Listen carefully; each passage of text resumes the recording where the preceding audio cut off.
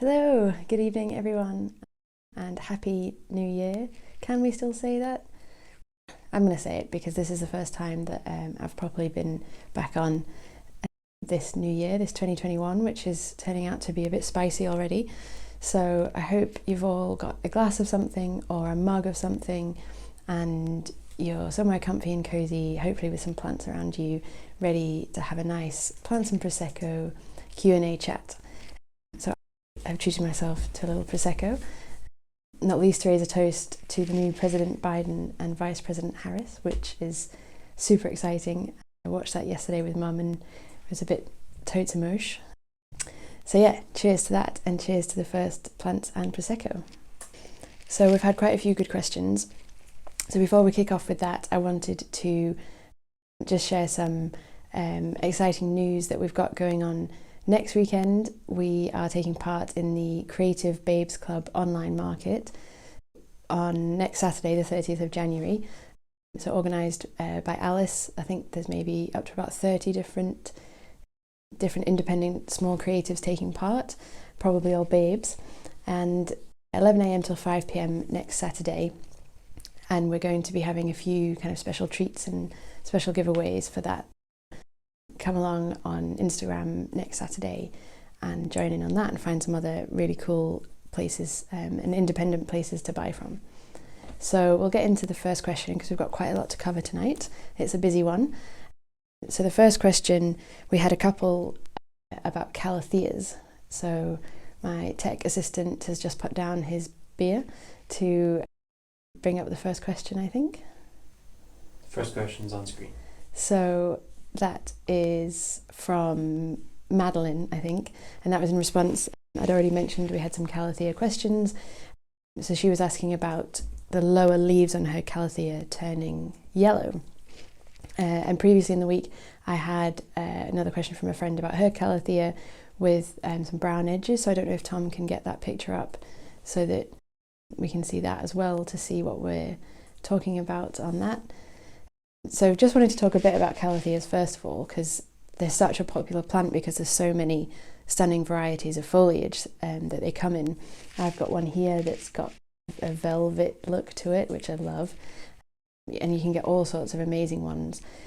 And often they will change responding to the light levels. So they're a good indicator, especially in winter, maybe when it's time to chill out because it's dark outside and it's time to go and get your tea and have a relax. So they're a really popular plant. So a lot of people have them and a lot of people struggle with them as well, I think. So they're a tropical plant, which means that they are used to growing in tropical conditions.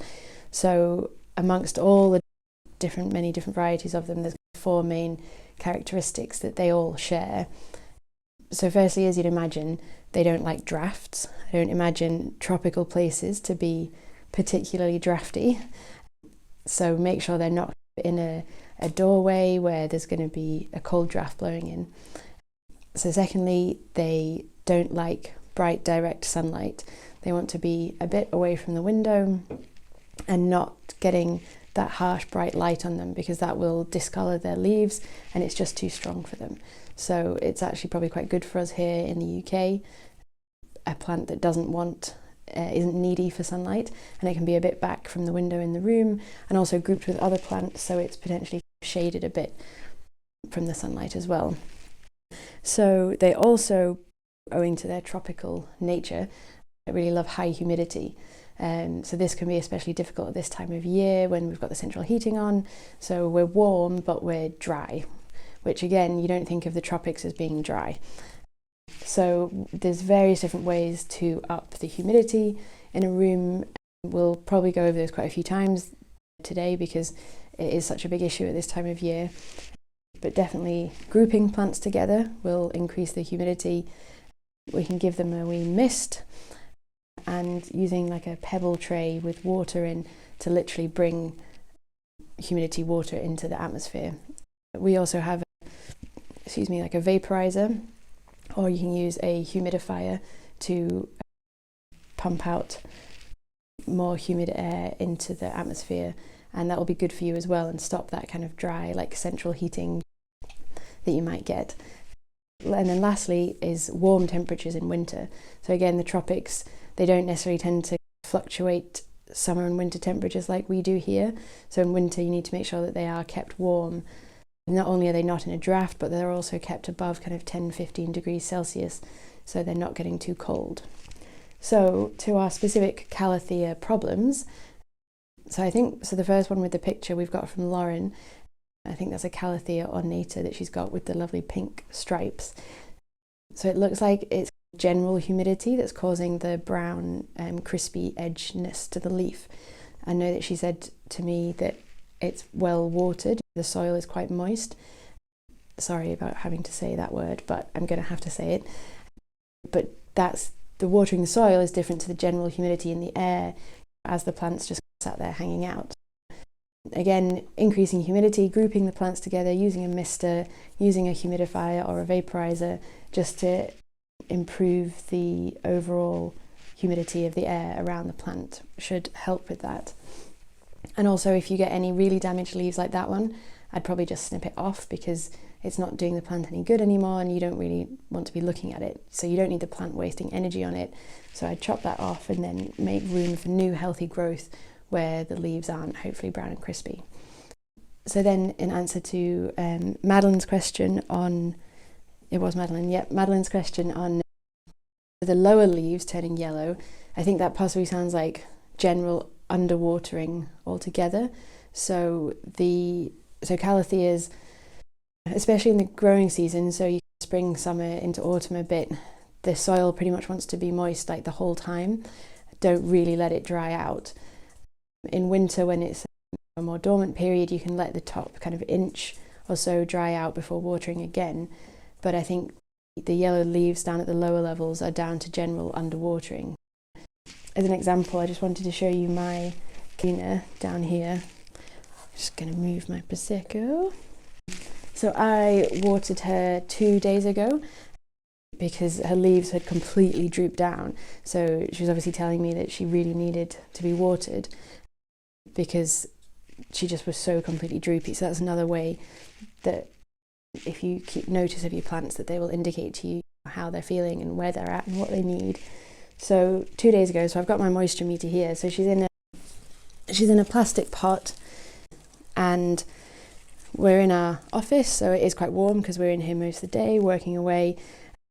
And I'm just going to pop the moisture meter in, and I don't think you're going to be able to see, but it says dry. So for 2 days watering, you wouldn't necessarily expect 2 days later for the plant to be completely dry and needing watering again, but that's where Calatheas are at.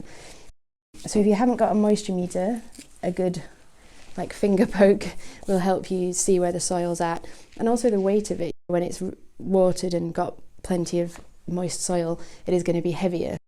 Always pick your plant up maybe and see how it feels, if it feels heavy or light, and just have a look at the soil. But it is a bit of a houseplants, overwatering is often the biggest killer. Then when you come to Calatheas, it's throw the rule book out and you're probably going to be underwatering them or under humidifying them. Not sure what that word is. But yeah, so that's a bit of a chat about Calatheas. Hopefully that's helped answer the questions. And of course, like as always, if anything else comes up, just send me a DM or a picture of your plants and I'd be honestly super happy to have a look and see what's going on. Next up, we had a question from Kim, I think. Got a question up. Kim Williams weddings. Yeah. I have quite a lot of brown tips right now. Is that normal in winter? Yeah, so Kim asked about brown tips on the ends of her leaves, which, as my poor Calathea zebrina is showing in shot here, is a sign of kind of dryness and low humidity, which, yes, in winter, as we've talked about with the heating on, can be an issue and a big problem. So I'm not sure specifically which plants you might be mentioning that have brown tips to them. So check that they're generally like a humidity loving plant before you go upping the humidity around them, because the brown tips could be something else potentially. But probably, yes, it will be a plant that loves humidity, is not quite getting it, and so the tips are going brown. It could also be just make sure it's not in a position where people are walking past and like bashing the plant quite often, because that might damage the leaves as well and cause the brown tips. So again, if you want to send me a picture of any of your plants with the problems, I'd be happy to take a look and see if that's what's going on. Nice. So then we had a question from Lavinia, I think. Yes. That's up on screen now. So this one made me laugh. So Lavinia from Bones and Botanicals asked about her string of pearls and why the pearls were turning into raisins, which painted such a great visual image, and I knew exactly what she meant straight away. I don't actually have a string of pearls myself. I have a string of hearts, I have a string of turtles above my head, and I've once propagated a string of pearls, but that was in New Zealand. So as you can imagine, I had to leave it behind in New Zealand, but I left it in good care. So the raisiny string of pearls could be overwatering, or it could be underwatering, which isn't helpful. So if it's overwatering, it's going to be like they're so full of water, because those little beads basically store up the water. They are a succulent. So instead of the fleshy like paddy leaves that you might be used to on a normal succulent, it's the little like balls, and they're full of water. So if they've had too much water, they might be shriveling and mushing as if they're about to burst, which sounds really gross. I'm not sure how often you're watering your string of pearls, but again, poking your finger in the soil and seeing how it feels. If it's really moist and claggy and wet, then stop watering. It probably is more likely that it's underwatering that's making them shrivel up. There is like a misconception that succulents don't need watering. It's more that they can survive for a long period of time without water, whereas, as I said, my Calathea, she needed watering and literally all her leaves fell down. She lasted about a couple of days, whereas the succulent, you can't often tell if it needs watering because it keeps drooping on because it's got water in its leaves. But in summer, spring, summer, and into autumn, I water my succulents every week like all my other plants. But the most important thing to do is to give them a really good soaking and let all the water drain away, so they're not sat in wet, mucky, yucky water. And generally succulents should be planted in a more like a mixed soil with coarse like bits and bobs in it, basically. There's a better word for that, but gravel, thank you. So again, that helps the water run through really quickly, so it's not sat in a very saturated, soily, wet, damp kind of mess of soil. The water's gone through, it's soaked everything, but it's drained away. So with the string of pearls, I'd say try watering them every 2 weeks. I'm not sure where you're at right now. Try watering them every 2 weeks. If you can do it in the sink or over the draining board, and let the tap, potentially just leave the tap running on them like gently for a bit, so that to make sure all the soil gets saturated, because sometimes if they're underwatered and the soil's all bunched up, the water will just run off it. It won't actually seep in and get to the roots. So you need to let it run through. Or depending on what type of pot it's in, you could do bottom watering. So you sit the pot in a saucer of water 2 or 3 inches deep, let it soak it up through the kind of capillary action until the top of the soil is damp, and then take it out, let it drain, and then put it back where it belongs. So there's a few different ways of going about your watering, but the most important thing is making sure it gets a full drench and then a full drain before it goes back where it belongs. So I'm sure I'll speak to you soon, Lavinia, and let me know how it's going. But yeah, the way that you water is also important, as well as, especially with succulents, like how often you water. So every 2 weeks, a good drench and drain. Nice. Cool. Oh, hang on, have a quick sip. Question here. Yeah, so the next question was from a friend, Morven. So she sent me some pictures and some questions on DM earlier in the week. So we thought we'd save them for tonight, because I'm sure, again, it's a problem. I know it's a problem that I've had with succulents, and I'm sure it's a problem that other people have with succulents. So she sent me a picture of her, let me see if I can pronounce this, Echeveria I think it's an agavoides. I'm not going to lie, I don't exactly know how to pronounce it, but there should be a picture up on screen if Tom's doing his job. And it's a real close-up one. Yeah, there's only one picture of it, I think. It's quite a common succulent, I would say. I've definitely seen it in lots of kind of garden centres and supermarket shops and places like that, and I think I had one myself and I overwatered it and it died, so rest in peace. But basically Morven's question was, how do I keep my succulent cute? So she's finding that the succulent's growing, it's growing up from its pot. It is a rosette type of succulent, so we're so used to seeing those pictures of them from the top down in a super nice, tight, neat rosette, all really even. And then of course you get it home and maybe your conditions are like 1% off perfect and the succulent has a paddy and starts growing really wonky. So she's finding that the underneath leaves are dying, which is completely natural, so she's taking them away, which is fine. And then it's becoming all like leggy and not quite as cute as when she first got it. What I'm going to propose Morven does is chops it off. So I don't know if in the picture you can see the stem where you can see where the leaves have died away and she's taken them off. So at that point there, I'd say get a nice clean sharp pair of scissors or a knife and snip.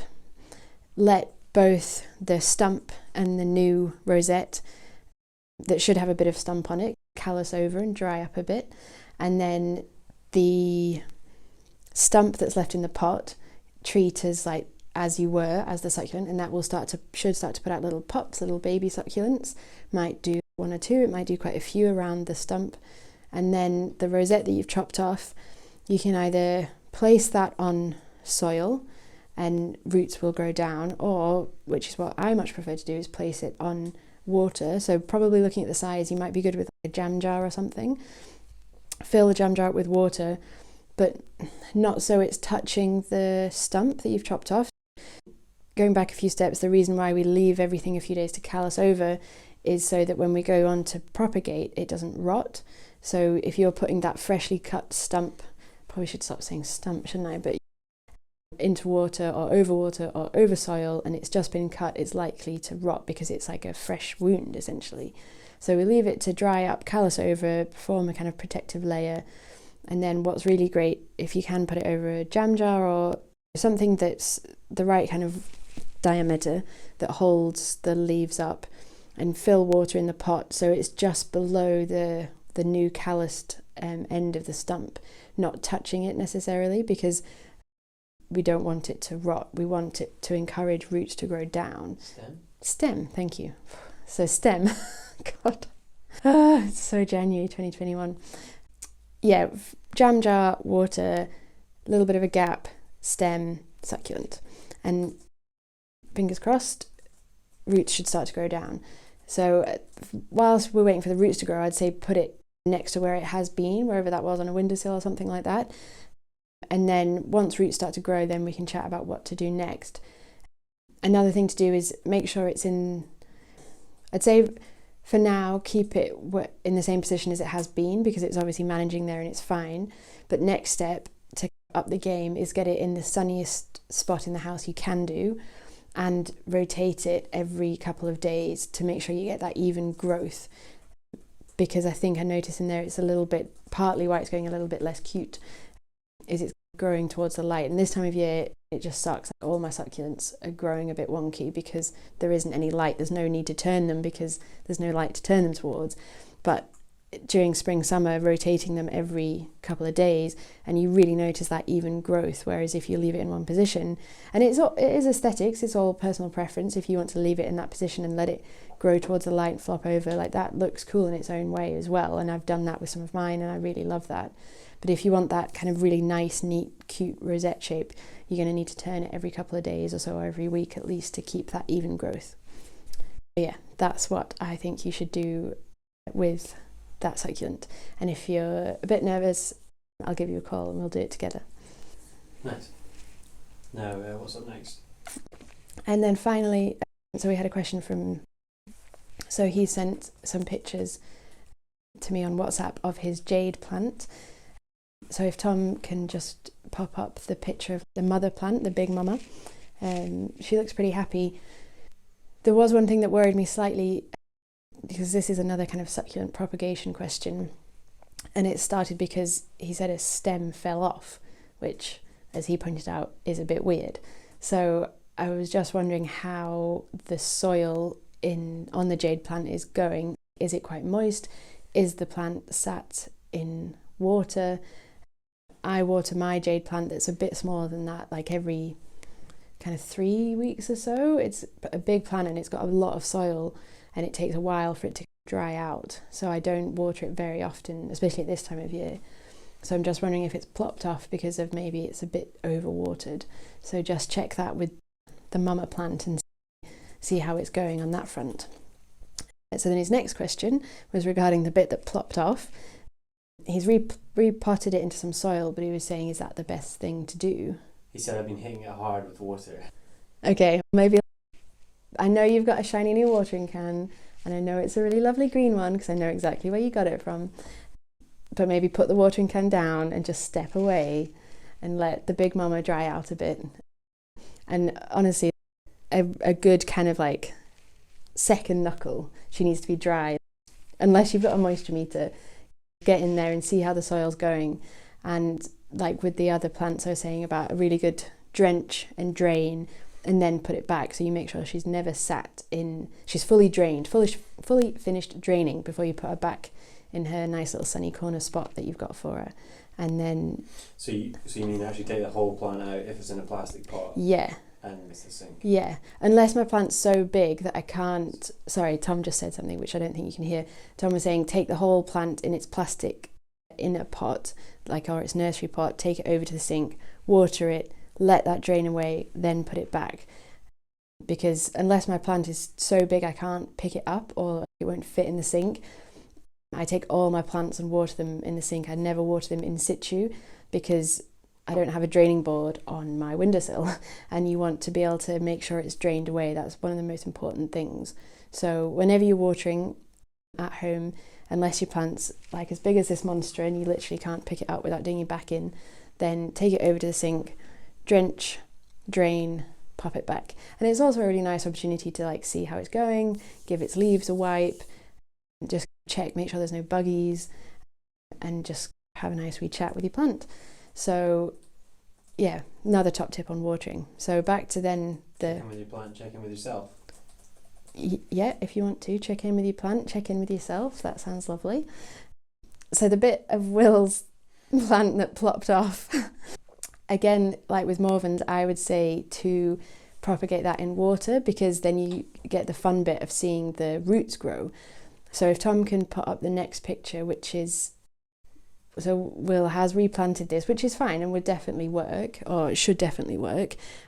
But I think it's more fun to have them in water so you can see the roots grow.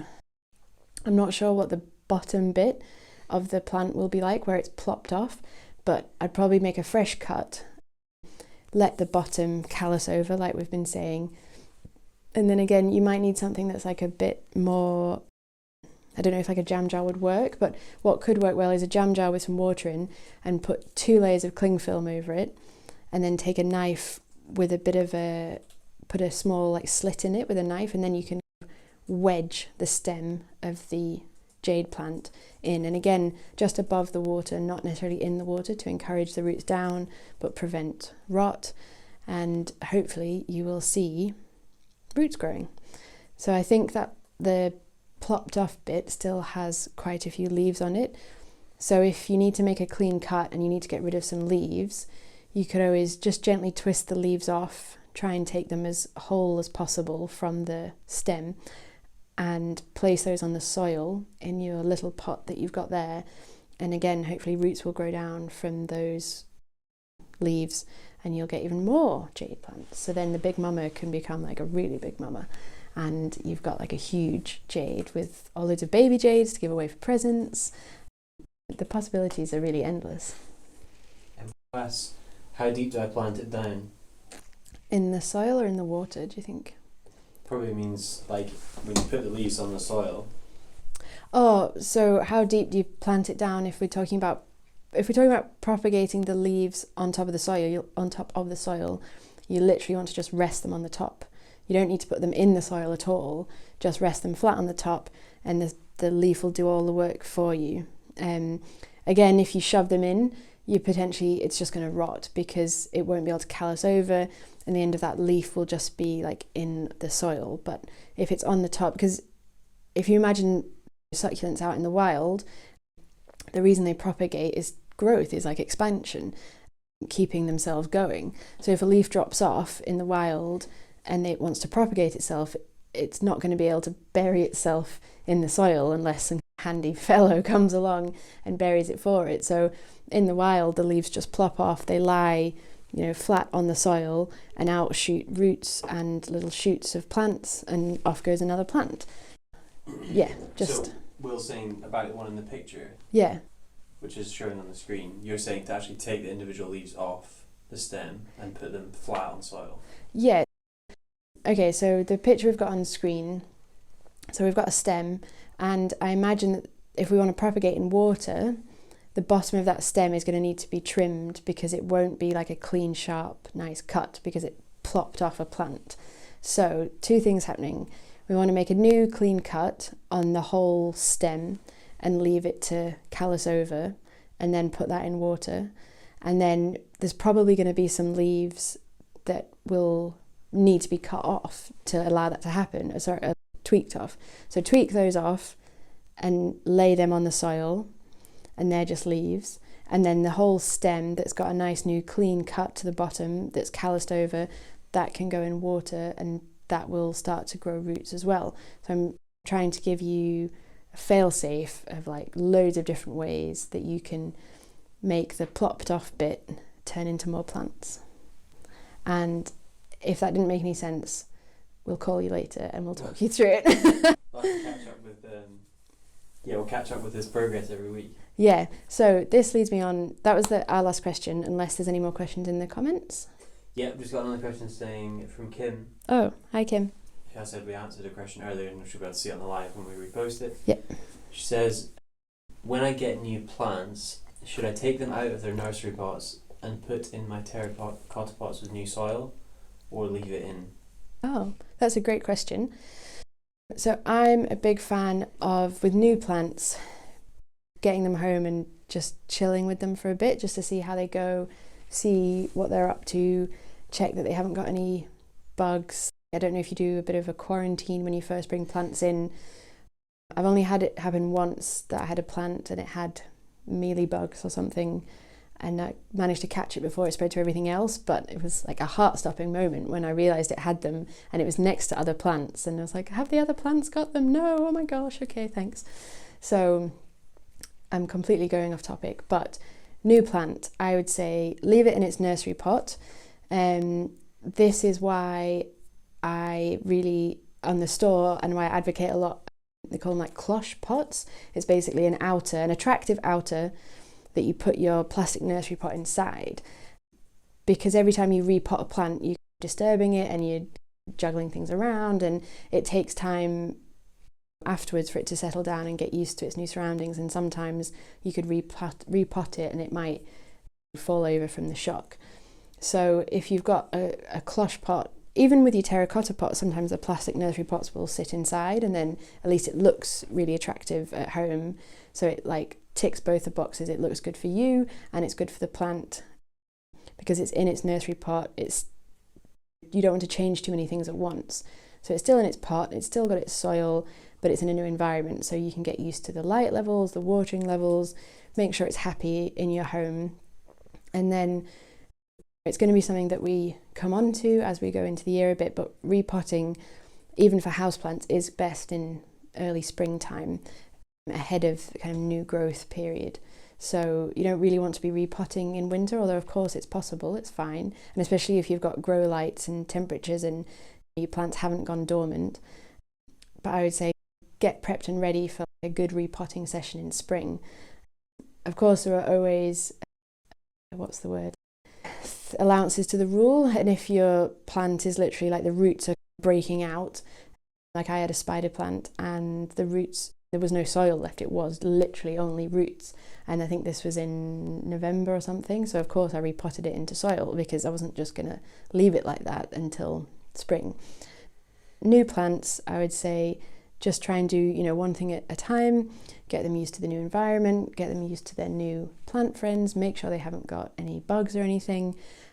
And then so long as they're not completely breaking out of their new pot with roots, even if you come to spring and your plants, you're not seeing roots underneath or anything, you don't actually need to repot.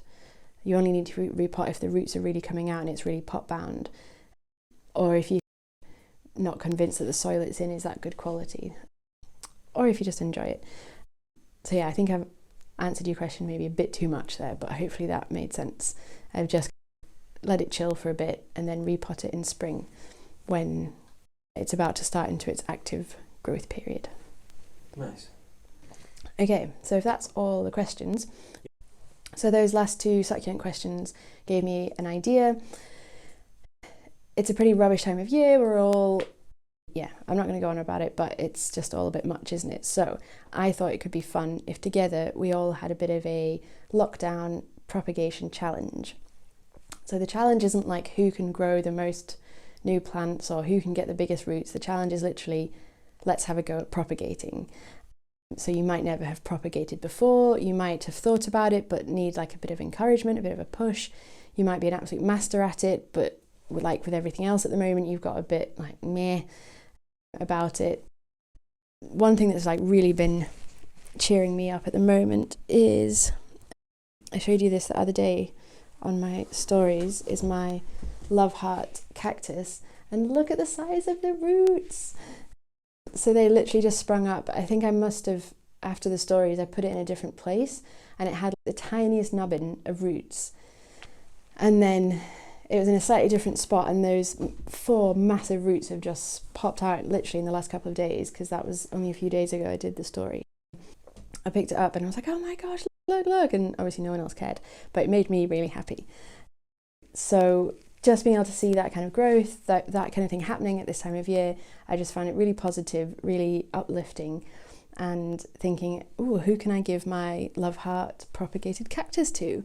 So that's the best thing about propagating plants, I think, is being able to share them with your friends. If we start propagating now, it's not a great time of year, but there is some sunshine, and if you get the best spot in the house reserved for your propagations, in a couple of months' time, when we're all allowed to hang out again, you might also be able to take your friends some brand new plants as well. I've got a few of mine here. So these are like, it's 2 different plants in one because space is a problem because I've got so many plants.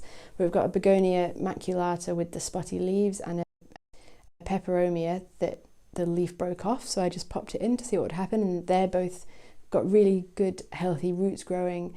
And the peperomia hope and the begonia has even got a new leaf coming as well, which is awesome. I'm not sure if I'm going to be able to bear to give those away, but maybe if someone's really nice. And then we've had this on the Plants Prosecco before, but that's my pilea, and its roots are huge and it's probably nearly ready to plant on as well. And I've given away quite a few pilea babies before, probably quite a few people watching have got some, and they're called the friendship plant because they're so easy to propagate and such a joy to pass on to people. So, lockdown propagation challenge. If you're not sure what you're doing, just send me a DM, send me a picture, send me like anything, and I'll give you some advice. I've had people send me pictures saying, where do I cut? And I've literally just drawn a line on, like in paint, whatever, to say, cut here, snip, and then you've got tons of new plants. If you're a bit of a propagation master, show me what you've got, because I really want to see, and let's all share the love and share more plants and see how many we can get growing in the next couple of months. And maybe when all this lockdown bollocks is over, then we can, go and hang out and share our new plants with everyone. I'm going to be talking about this a bit more, obviously, on the grid and stuff. And if you have any propagations going on, just tag me and we'll get them shared and get everyone going on the lockdown propagation challenge for 2021, because I want to see. So I think that's everything for tonight. Just this could allow more people to join, just to say about the market. Oh yeah, so we started off We had a bit of good news. We've got an online market next Saturday, so the 30th of January. So I'm taking part in the Creative Babes Club online market next Saturday, 11 a.m. till 5 p.m. We're going to have a few kind of special treats for the day, a few new products launching, being available in the store. We've got some really exciting stuff has arrived this week, which is awesome. And I'm going to be doing a bit of a giveaway of a kind of one-to-one like plant consultation session with me. So we can do a Zoom or a FaceTime or whatever anyone is comfortable with, and go in one-to-one on your plants, if you need advice on where to put them, or if they're okay, or if you don't have any and you want to know what to get. I love encouraging people to get plants. So yeah, that's going to be the kind of special like prize next Saturday. So that's the Creative Babes Club online market. There's also a ton of other amazing independent babes and their businesses, and I've already found tons of stuff that I want to get. But it's just great to see other people doing other amazing creative things and save those for later if right now isn't the time to be getting stuff. It's always useful to have those in the bank for later on when you need to get that perfect present or you're ready to treat yourself. Yeah, that's next Saturday. Really looking forward to it. Got a lot of work to do to get ready. And yeah, any questions as always, send me a DM, send me a picture, and I'll get back to you. Thanks so much. Okay, ready, ending.